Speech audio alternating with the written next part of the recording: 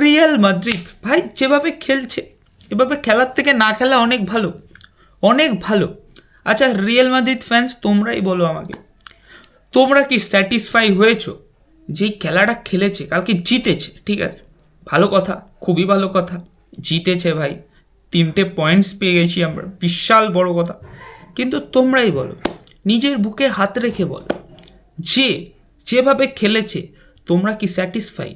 তোমরা কি চাও এভাবেই খেলুক, এভাবেই জিতুক? বা জেতার পর তোমাদের রিয়াকশন কেমন ছিল? ভাই বেঁচে গেছি ভাই, কোনো রকমভাবে জিতে গেছি, এরকম ছিল? নাকি ওফ কি জিতলো ভাই, কি জিতলো ম্যাচটা ভাই দেখার মতো ছিল, এইরকম রিয়াকশন কি তোমাদের ছিল? নিশ্চয়ই না।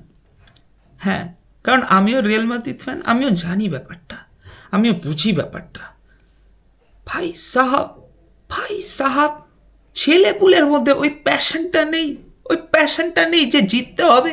ভাই ট্র্যাক ব্যাক করছে কে? গনজালো গার্সিয়া ভাই ট্র্যাক ব্যাক করছে, 1v1 সিচুয়েশন, রায়োট প্লেয়ার আর কর্তোয়ার সাথে গনজালো গার্সিয়া পেছনে গিয়ে দৌড়াচ্ছে। মাথা খারাপ ভাই, গনজালো গার্সিয়া স্ট্রাইকার, বাকি প্লেয়ার্স কোথায়? বাকি প্লেয়ার্স কোথায় ভাই? জগ করছে ভাই, জগ করছে, জগিং করছে ভাই, মর্নিং ওয়াক। কি এগুলো কি হচ্ছে ভাই টিমটার মধ্যে? ছাতার মাথা, কোনো আগাগোড়া নেই খেলার মধ্যে, কোনো ট্যাকটিক্যাল ব্যাপার স্যাপার তো আমি কোনো কিচ্ছু দেখতেই পেলাম না ভাই, আমি কিছু দেখতেই পেলাম না ভাই, কিচ্ছু দেখতে পেলাম না। আর ইউ সিরিয়াস ভাই? মাদ্রিদের হয়ে খেলছো তোমরা? হ্যাঁ, মাদ্রিদের হয়ে, যেই মাদ্রিদকে আমরা জানতাম যে ও মাই গড এক্সিলেন্ট কামব্যাক করে, মানে কেউ ভাবতে পারবে না এমন এমন জায়গা থেকে কামব্যাক করে চলে আসবে, সেই মাদ্রিদ, সেই টিমের হয়ে তোমরা এরকম খেলছো? চুয়ামেনি, মাস্তানতুনো, আর্ডা গুলার, এই 3টে প্লেয়ারকে পক পক করে কাটিয়ে চলে গেল ভাই 1v1 খেলতে।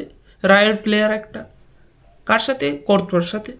এইরকম সিচুয়েশন আসছে ভাই, এরকম সিচুয়েশন আসছে, আর ছেলে পুলের মধ্যে ভাই যে ওকে ধরতে হবে না, কোনো অ্যাটেম্পটই নিল না, দাঁড়িয়ে দাঁড়িয়ে দেখলো কি হলো ভাই ব্যাপারটা। ভাই আমি যখন বার্সেলোনার খেলা দেখি তখন ভাই বোঝা যায় সবার মধ্যে কেমিস্ট্রি, সবাই বোঝে, সবাই একজন আরেকজনকে রিড করতে পারে, যে যার পায়ে বল আছে সে বলটা কোথায় ফেলতে পারে, ঠিক আছে, বলটা ফেললে পরে কিভাবে ওটাকে নিতে হবে, বাই চান্স পা থেকে যদি বল চলে যায় তাহলে কিভাবে দৌড়াতে হবে, কিভাবে বলটাকে ক্যাচ করতে হবে, সবাই মিলে যেতে হবে। রিয়াল মাদ্রিদের খেলা যখন দেখি ভাই তার মাথা, আমি ট্যাকটিক্যাল ভাই, আমি বুঝলাম না ম্যানেজার স্যাক হওয়ার পরে টিমটার মধ্যে কি এমন চেঞ্জ এসছে রাইট নাও। রিয়াল মাদ্রিদ ভাই এরকম ভাবে খেলছে যে ভাই কেউ একটা সুপারস্টার আছে আমাদের টিমে, ও এসে ফুংচ্যাং 2-3টে গোল দিয়ে দেবে, ব্যাস আমরা জিতে যাব। ভাই এক্স ফ্যাক্টর একটা প্লেয়ার হতে পারে না একটা টিমের মধ্যে, এক্স ফ্যাক্টরটাকে যদি এক্সিকিউট করতে হয়, এক্স ফ্যাক্টরটাকে যদি ভালোভাবে চালাতে হয়, তাহলে পরে সবাইকে একসাথে খেলতে হবে।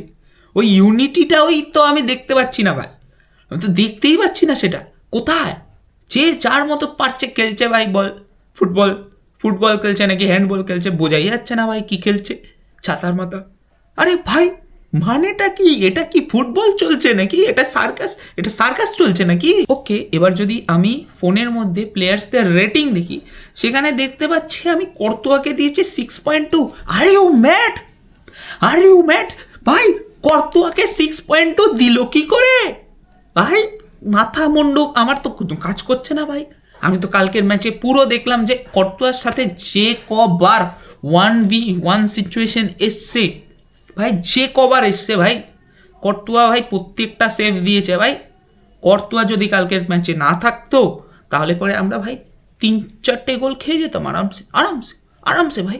কারণ সেকেন্ড হাফে রায়ও এমন এমন বিল্ড আপ করছিল, এমন এমনভাবে অ্যাট্যাক করছিল যেগুলো কোনো মানে হয় না, যেগুলো কোনো ভাই আনতাবড়ি।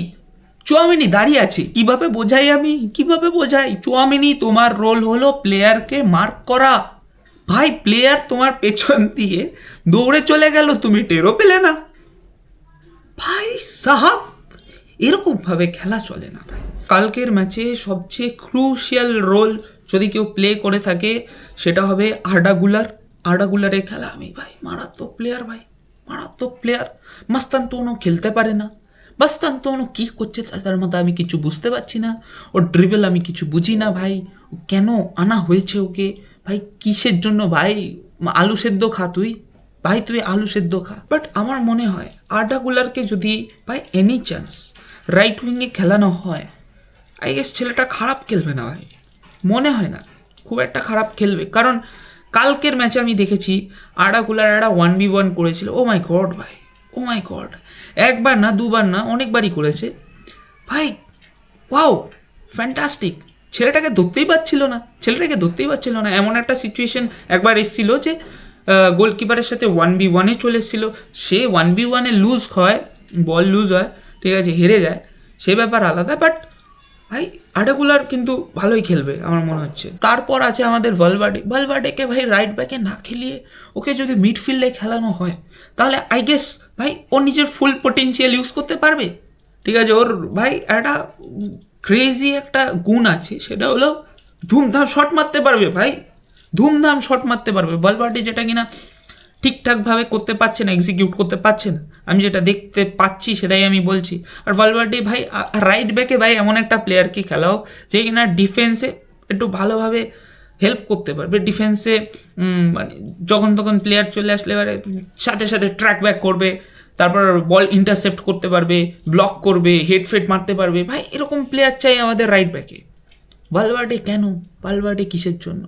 ভালভার্ডে ইজ এ মিডফিল্ডার, যেই প্লেয়ার ভাই যেসব পজিশনে খেলে অভ্যস্ত তাকে সেসব পজিশনে খেলাও না ভাই।